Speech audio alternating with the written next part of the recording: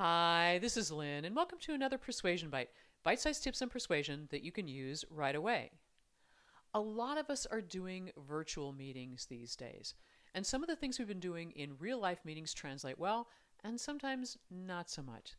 Here are 3 things that you can do to get your people excited and prepared about your virtual meetings and get more out of them and for them once they're there.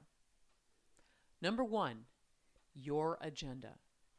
Make sure that you put not only a start time, but a finish time on your agenda. This lets people know that the meeting is not going to drag on forever.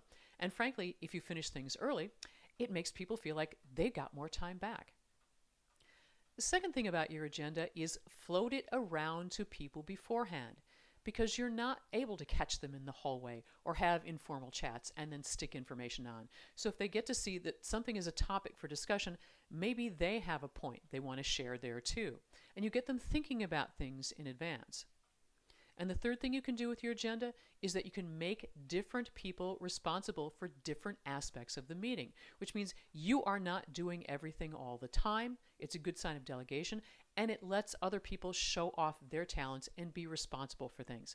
Obviously, you need to let them know in advance that they're responsible for a particular part of the meeting. The second thing that you can do to make virtual meetings better for everybody is call out the elephant in the room. And then in this instance, it's actually eye contact. Because 80% of the people in the world value eye contact and believe that if you're not looking at them, you are ignoring them. But how it's set up virtually is that you're not looking at them. You're looking at their pictures. So when you're talking to people about eye contact, just tell them the truth. Say to them, when I'm speaking, I'm going to be looking right into the camera, so it looks like I'm speaking to you. But whenever anybody else is speaking, I'm going to take my eyes off that camera and look at their image on the screen, so I can see them and understand what they're talking about and really focus on them. But when I do that, it's going to look like I'm not looking at them. So please, know when you're speaking in our meetings, I'm actually looking at you. And then I'll look back into the camera when I'm speaking. But I want to catch all of you at this meeting. And the third thing you do when you're having a virtual meeting is you encourage engagement. And there are 3 ways that you can do that. First, at the beginning of every meeting, for a few minutes, ask an informal question or have people chat with each other. If it's a really large meeting, you can use breakout rooms, or if it's a small enough meeting, you're all in this together. And give people an opportunity to let you know what they're up to. And you can even come up with questions for people to chat about if chat doesn't seem to be coming easily. It could be, what's the most fun thing you've done in the last week? Or the most interesting thing you've read or seen?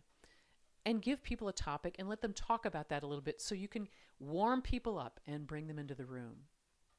The second thing you can do to increase engagement is watch for people throughout the course of the meeting, because there will be some folks who don't really feel comfortable talking on a virtual meeting platform or just aren't used to it yet. So let people know at the beginning of the meeting, hey, I'm going to check in with you throughout the course of the meeting because I want to hear your perspective. So just know that if I haven't heard from you, I'm going to ask because I care. And third, at the very end of your meeting, go around and check in with everybody. Ask them if there's anything else that they want to add, or if there's something else that's memorable from this meeting that they're going to take away. So that means that you get to check in with people at least 3 times during a meeting. There you have it. Create an agenda in advance that lets people know what's going on and encourages their participation. 2, talk about the fact that you're not going to give everybody ongoing eye contact all the time, but you are paying attention to them by watching their image on the screen. And third, you care about having them engaged and making sure that you get their opinions. So you'll be giving them some opportunity at the beginning of the meeting to do a little bit of chatting and checking in with each other. You'll check in with people throughout the course of the meeting, and then at the very end, one final time to make sure you haven't missed anything. When you do these 3 things, you have people come to your meetings more prepared, be more engaged while they're there, and all of this will help you become the most persuasive person in the room, wherever that room is, virtual or actual. Thanks for watching.